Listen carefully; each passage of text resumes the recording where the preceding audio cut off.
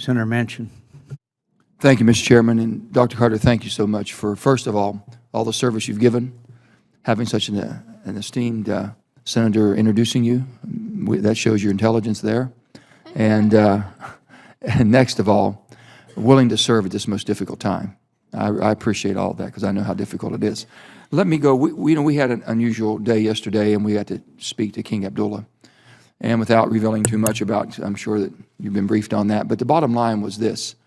We're all concerned, I think, that our chairman is taking the lead on this, how we're going to accelerate what we do and what we think in this committee of how quick we can get necessary military equipment to the people willing to fight, and the Jordanians are willing to fight.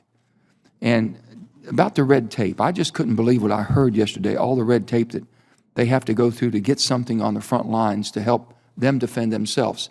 I didn't hear so much they need our combat troops. They need our expertise and our people in the right places to make sure we're efficient. They just need the weapons to do the job.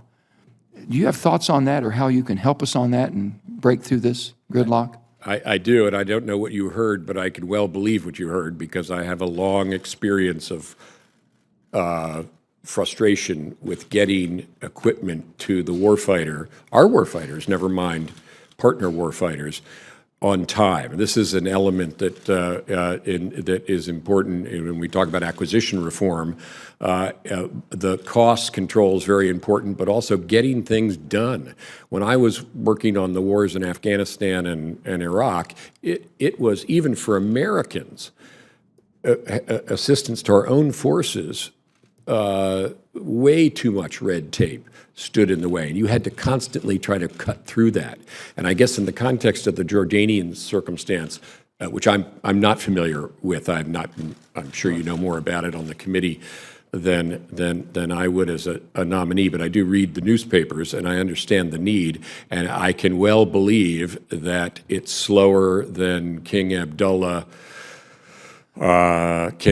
finds acceptable and that you and I would find acceptable. And I guess all I can say is if I'm confirmed as Secretary of Defense, this is one I'm pretty familiar with, and I'd work to get those things out there the way we did MRAPs. It seems like the greatest challenge is coming out of the State Department, and we're going to help and work on that, I think, and the Chairman's committed to that, and the ranking member and all of us are on the same page. This is not a partisan thing. This is basically an American thing we want to get done.